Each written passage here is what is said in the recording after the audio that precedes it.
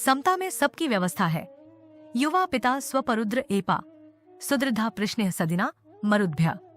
अर्थात संसार में न कोई बड़ा है न छोटा, परमात्मा के पुत्र सभी मनुष्य भाई भाई हैं। सब मनुष्य आपस में मिलकर जीवन सुखमय बनाने का प्रयत्न करें। एक ही प्रकृति माता की गोद से उत्पन्न सब समान है, कोई ऊंच नहीं कोई नीच नहीं। समता मनुष्य समाज के सुख शांति और सुव्यवस्था का प्रमुख आधार है। लोगों में जब भी और जहां भी ऐसी प्रवृत्तियां विकसित हो रही होंगी, वहां देवत्व की प्रचुर मात्रा विद्यमान होगी। जातियों को एक सूत्र में पिरोए रखने का आधार समता की भावना है। जिन जातियों में छोटे बड़े ऊंच नीच का भेदभाव नहीं रहता, ये लौह जंजीर की भांति कभी न टूटने वाली रही है और आगे भी उन्हीं का अस्तित्व शेष रहेगा। भेद नीति फूट कलह कटुता और पतन का कारण बनती है। हिंदू जाति में जब से वर्ण व्यवस्था में गुण कर्म और स्वभाव से उत्कृष्टता का मापदंड खत्म हुआ और ऊंच नीच छोटे बड़े की स्वतंत्र नीति बरती जाने लगी है, तभी से उसका आंतरिक संगठन ध्वस्त हुआ और उसका पूर्व गौरव नष्ट प्राय हो चला है। समता संगठन की रीढ़ है जिससे जातिगत शक्ति जीवित रहती है। आंतरिक सक्षमता और भौतिक समृद्धि का मूल कारण भी यही है। पारस्परिक घृणा, अहंकार और कूटनीति के कारण लोग एक दूसरे के शत्रु बन जाते हैं और आपस में भीषण प्रतिशोध उठ खड़ा होता है। फलस्वरूप समय, धन और बुद्धि का अधिकांश भाग इस बदले की भावना को शांत करने में ही लग जाता है। जो शक्ति और साधन मानवीय उन्नति में सहायक हो सकते थे, वे न केवल व्यर्थ जाते हैं वरन समाज में पैतृक अव्यवस्था पैदा कर जाते हैं, जिससे ईर्ष्या, द्वेष, कलह, कटुता, छल कपट आदि अवगुण उस समाज के स्थायी अंग बन जाते हैं और जातीय जीवन को पनपने से रोक देते हैं। असमानता ही इस पतन की जड़ है। मनुष्य में जब बड़े होने की महत्वाकांक्षा विकृत उत्पन्न हो जाती है, तभी उसे सब तरह के स्वार्थ घेरते हैं। मैं सबसे बड़ा हूं, इस भावना के कारण दूसरों को छोटा, उपेक्षित समझने की हीन भावना उदय होती है। स्वार्थ की पूर्ति के लिए ऐसे लोग धर्म और न्याय के नाम पर स्वच्छंदता का व्यवहार करते हैं। तात्कालिक शक्ति और सत्ता के बल पर यह तो संभव है कि कुछ समय तक ऐसे स्वार्थी मिथ्याचारी लोग किन्हीं को दबाकर रखें या उनसे मनमाना काम लें, सताएं, परेशान करें, सामंतवादिता और नौकरशाही प्रदर्शित करें। किंतु दलित वर्ग पर जब इस तरह का दबाव पड़ेगा तो उसकी आंतरिक शक्तियां विद्रोह करने से चूकेंगी नहीं। जब भी उन्हें अवसर मिलेगा, वे समाज के खिलाफ, नृशंसता के खिलाफ विद्रोह कर देंगे और समाज में असंतुलन पैदा कर देंगे। धन एक स्थान पर जमा होगा तो चोरी और नीति में पक्षपात का बर्ताव होगा तो जनता विद्रोह करने से नहीं चूकेगी। इससे आंतरिक व्यवस्था जरूर अस्त व्यस्त होगी। ऊंच नीच, छूत छात की भावना स्वार्थियों की देन है। जातियों का संगठन बचाए रखने के लिए इस विरोध भावना को दूर करने में ही कल्याण है। यह बात अधिकतर हमारे विचारने की है, क्योंकि हिंदू जाति में ब्राह्मण, क्षत्रिय, वैश्य और शूद्र की वर्ण व्यवस्था को ऐसा विकृत रूप दिया जाता है। गुण, कर्म और स्वभाव के अनुरूप श्रेष्ठता अश्रेष्ठता की भावना अब नहीं रही। जन्म से कोई ब्राह्मण है और कर्म भले ही शूद्रों जैसे हों, तो भी श्रेष्ठता का सम्मान उसे ही मिलेगा।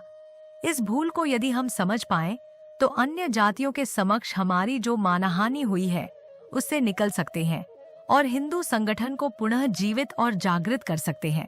हिंदू धर्म जिस सूत्र पर आधारित है, वह वस्तुतः समता का ही सिद्धांत है।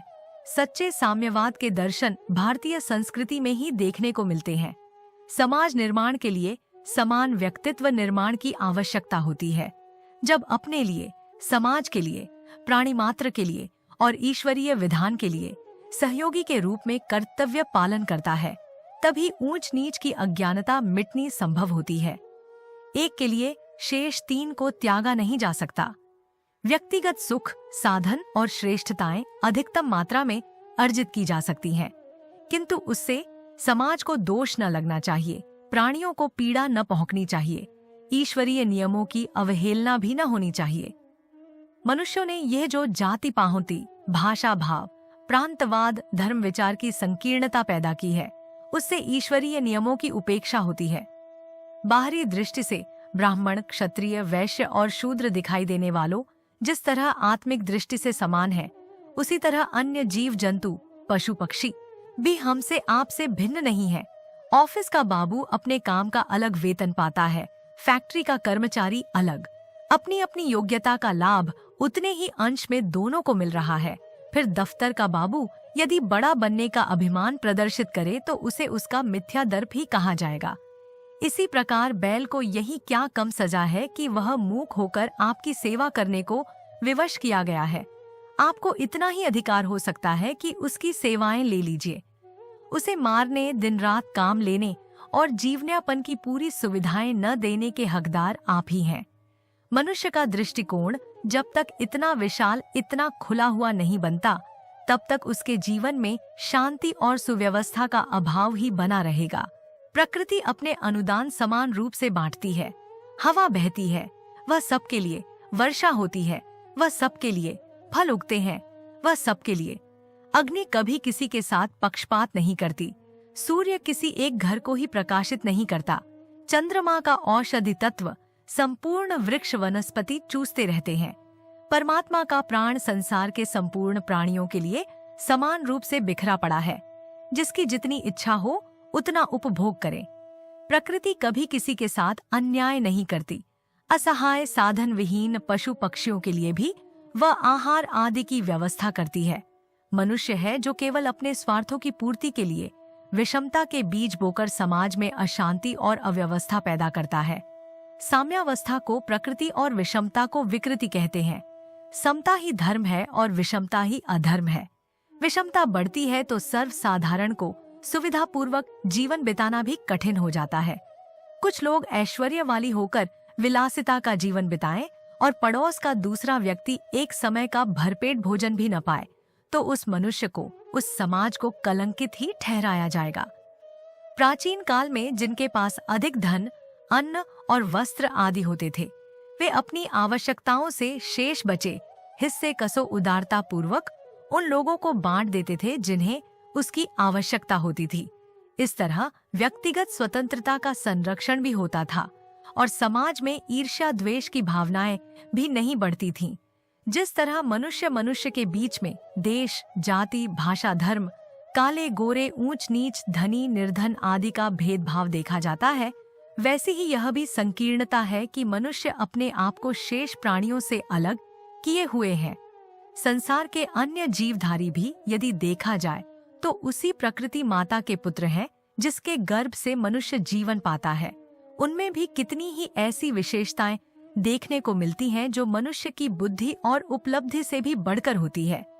वे भी इस धरती में समान रूप से जीवित रहने के अधिकारी हैं। उनके इन अधिकारों को छोड़कर उन्हें अपने उपभोग और आहार की वस्तु समझकर मनुष्य ने बड़ा अपयश कमाया है। अन्य जीवधारियों के शोषण का पाप मनुष्य के सिर पर है। उसे मिटाना तभी संभव है जब वह मनुष्य की और अन्य प्राणियों की आत्मिक एकता को समझे और सबके साथ वैसा ही व्यवहार करे जैसा वह अपने लिए औरों से अपेक्षा करता है। हमारे YouTube चैनल विचार क्रांति दूत अखंड ज्योति पत्रिका को सब्सक्राइब करें एवं अगली वीडियोस प्राप्त करने के लिए बेल आइकन दबाएं। धन्यवाद।